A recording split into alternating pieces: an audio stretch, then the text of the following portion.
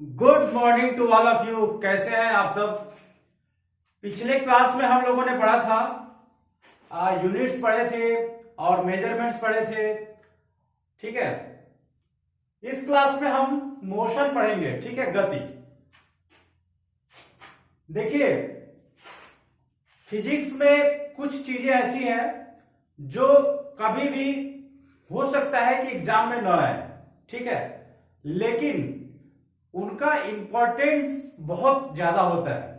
ठीक है, जिस प्रकार से हम लोग घर बनाते हैं और घर बनाने से पहले नींव बनाते हैं जो जमीन के अंदर होता है, दिखता तो नहीं है लेकिन पूरा घर उस नींव के ऊपर टिका रहता है। ठीक उसी प्रकार फिजिक्स में भी कुछ ऐसी चीजें होती हैं जो एग्जाम में भले ही नहीं आती हैं लेकिन पूरी फिजिक्स उसी के ऊपर टिकी रहती है।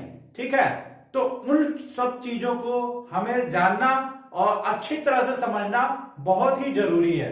ठीक है, उन्हीं में से एक चैप्टर है मोशन। ठीक है, मोशन को हम लोग समझेंगे कि मोशन क्या होता है। ठीक है, ये इंपॉर्टेंट है, इंपॉर्टेंट चैप्टर है। इसमें से एग्जाम में भी आता है। कुछ चीजें हैं कि कॉन्सेप्ट को समझना जरूरी है। ठीक है, और कॉन्सेप्ट समझेंगे तभी हम एग्जाम में जो एक क्वेश्चन आएंगे उसको क्लियर कर पाएंगे। ठीक है, अच्छा, इस चैप्टर में न्यूमेरिकल्स भी आते हैं, वो आगे हम बताएंगे कैसे होंगे। ठीक है, तो देखिए, पूरे यूनिवर्स में कोई भी पदार्थ हो, या तो वो विराम अवस्था में रहेगा या गति अवस्था में होगा। ठीक है, पूरे यूनिवर्स में कोई भी पदार्थ हो, कोई भी वस्तु हो, ठीक है, या तो वो विराम अवस्था में रहेगा या तो गति की अवस्था में रहेगा।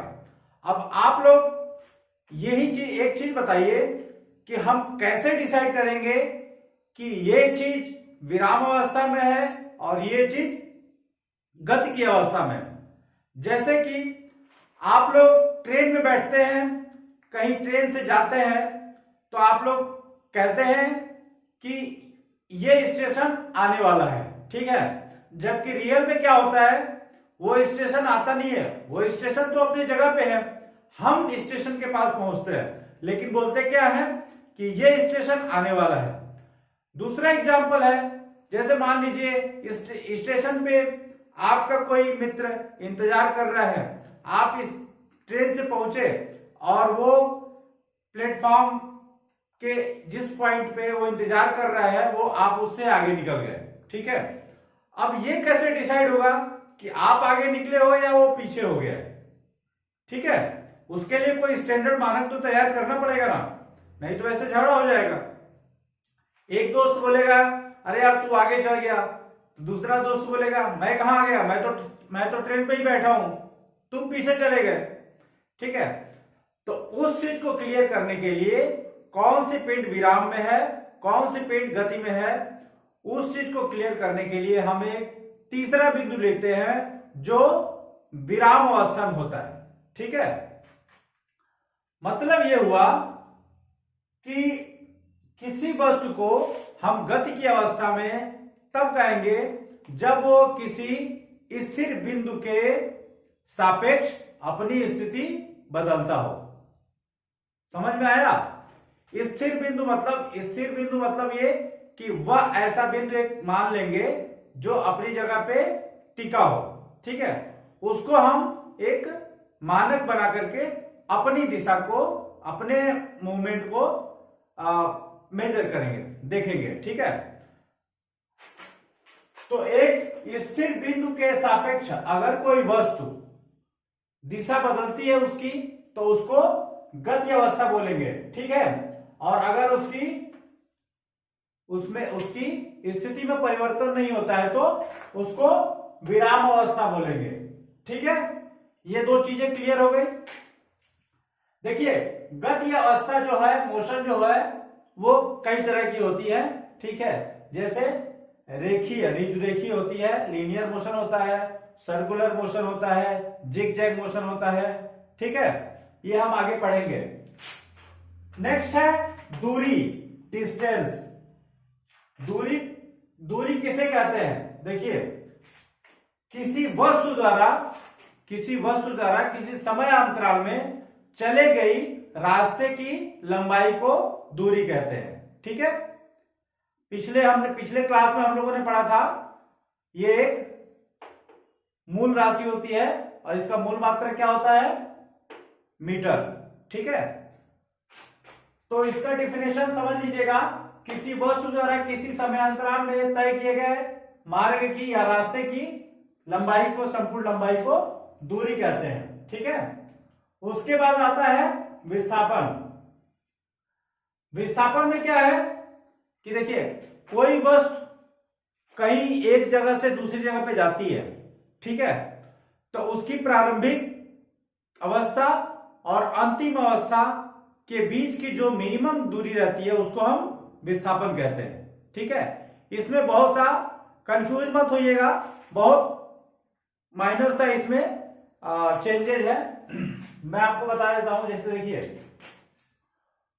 कोई व्यक्ति है रामू, ठीक है, रामू है, रामू ए पॉइंट पे है, ठीक है, अब ए पॉइंट से ये बी पॉइंट पे गया, ठीक है, लेकिन वाया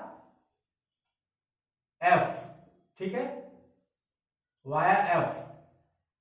अब ये ए से एफ की दूरी 3 किलोमीटर है, ठीक है, और एफ से बी की दूरी 3 किलोमीटर है। ठीक है, तो अगर कहा जाए कि यह कितनी दूरी चला, तो हमने क्या बोला था? किसी वस्तु द्वारा किसी समय अंतराल में तय किए गए मार्ग की संपूर्ण लंबाई को दूरी कहते हैं। तो अगर दूरी हम इसको बताएंगे तो दूरी हो गया 3 किलोमीटर यहां चला, 3 किलोमीटर यहां चला, मतलब 6 किलोमीटर। ये क्या हो गया? इसकी दूरी हो गई। लेकिन अगर विस्थापन बोलेंगे तो विस्थापन की डिफिनेशन में हमने बताया था कि उसकी प्रारंभिक स्थिति और अंतिम स्थिति के बीच की लंबाई को क्या बोलते हैं? विस्थापन बोलते हैं। तो ए और बी के बीच की जो लंबाई हो जाएगी ये विस्थापन हो जाएगी। इसको इंग्लिश में बोलते हैं डिस्प्लेसमेंट। ठीक है, अब देखिए, दूरी जो होता है वह एक अदिश राशि होती है।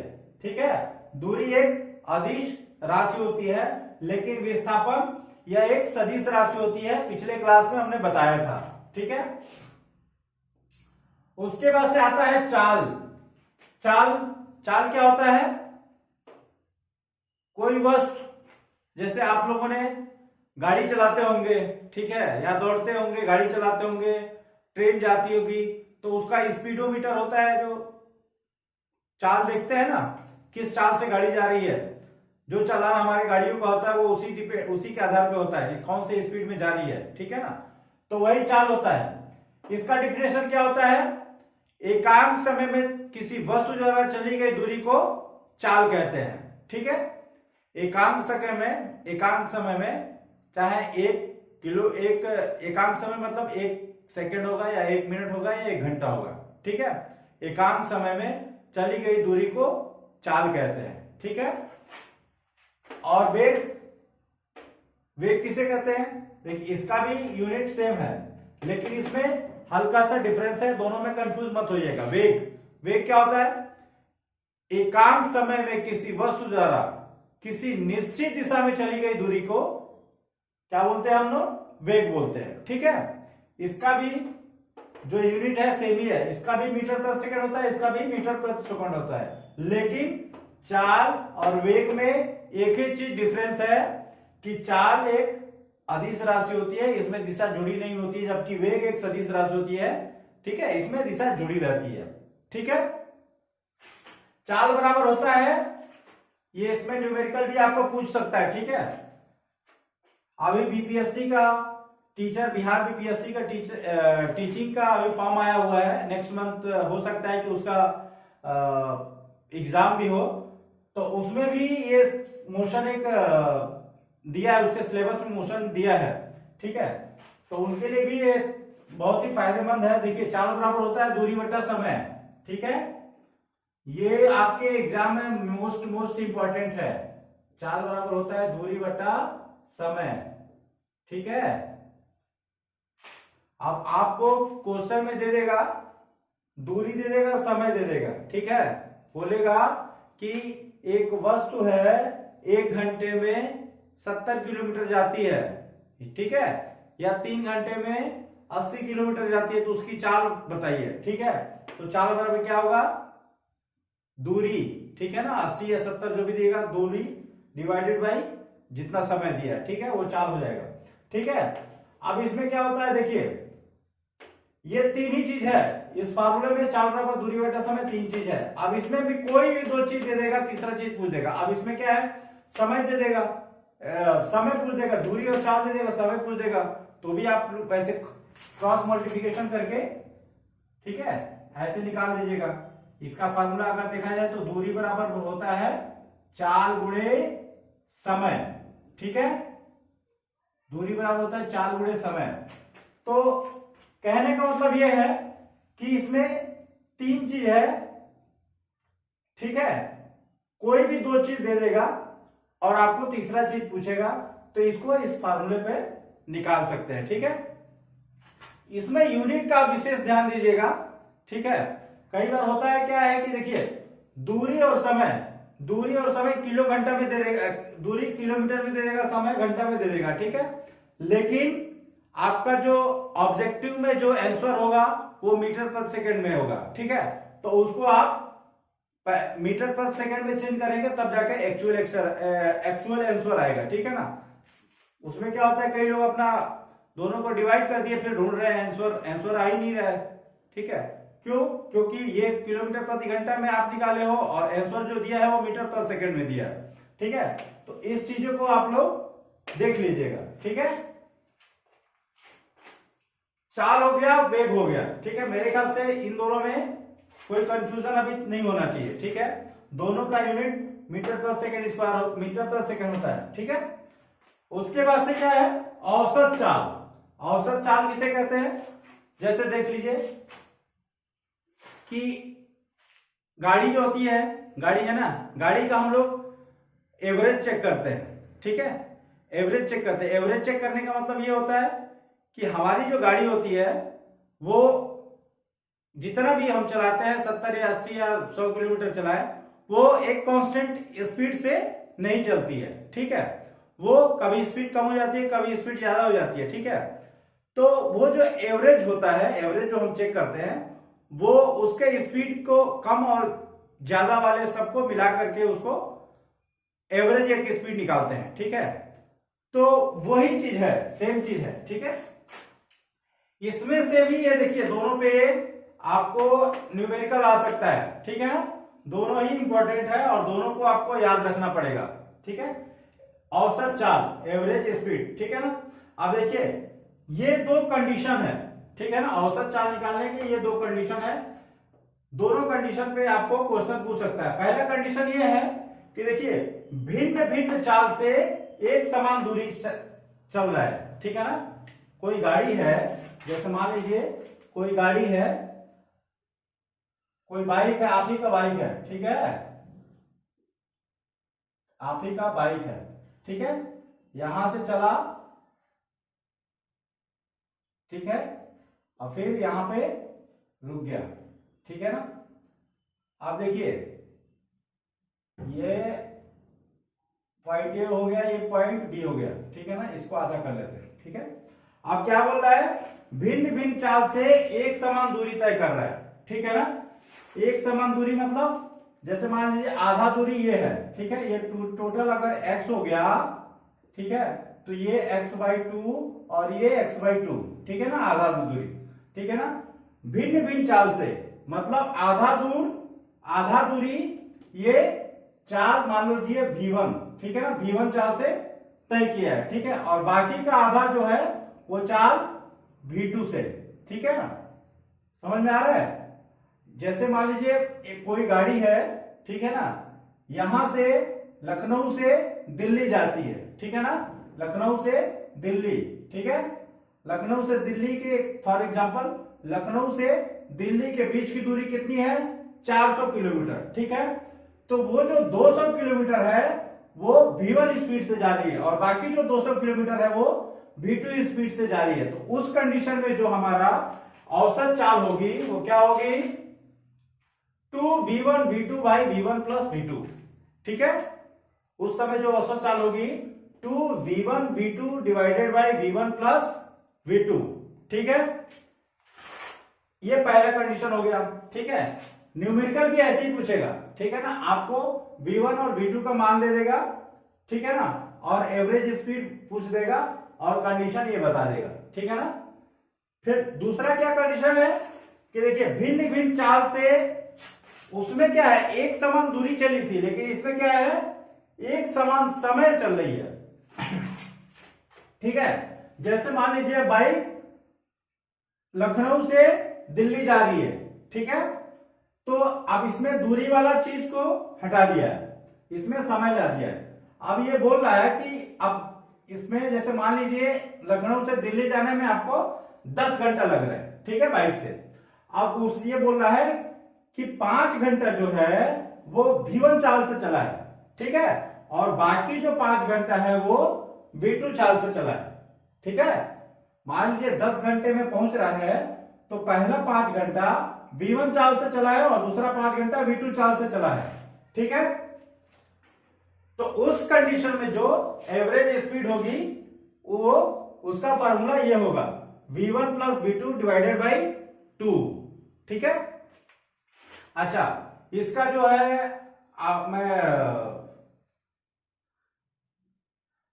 न्यूमेरिकल जो है वो भी मैं आप दोनों को बता देता हूं। ठीक है ना, जैसे मान लीजिए अगर पहले कंडीशन में पूछेगा, ठीक है, तो बोलेगा कि एक कार जो है भिन्न भिन्न चाल से एक समान दूरी तय कर रही है। ठीक है ना, भिन्न भिन्न चाल से v1 बराबर मान लीजिएगा 5 मीटर प्रति सेकेंड दे दिया। ठीक है, v2 बराबर 8 मीटर प्रति सेकेंड। ठीक है ना, तो अब इस कंडीशन में हमारा v एवरेज हो जाएगा, कितना हो जाएगा 2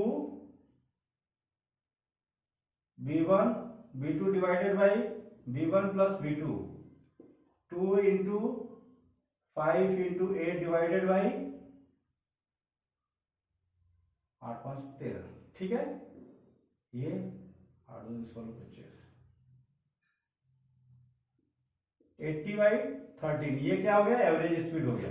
ठीक है, ये पहले कंडीशन में। लेकिन दूसरे कंडीशन में क्या हो जाएगा, सीधे 5 प्लस 8 बाई 2 13 बाई 2। ठीक है ना, ये बी वाले कंडीशन में हो जाएगा, ये ए वाले कंडीशन में हो जाएगा। ठीक है ना, बहुत सिंपल है। ठीक है, इसके बाद से आता है एक्सेलरेशन, त्वरण। ठीक है ना, एक्सेलरेशन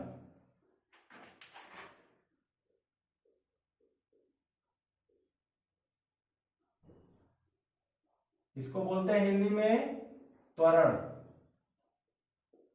ठीक है, त्वरण का डेफिनेशन ये होता है कि एकांक समय में नहीं, वेग परिवर्तन के दर को त्वरण कहते हैं। ठीक है, वेग परिवर्तन की दर को त्वरण करते हैं। जैसे हम लोग बाइक चलाते हैं तो बाइक में एक्सेलरेटर, राइट साइड में एक्सेलरेटर दिया रहता है।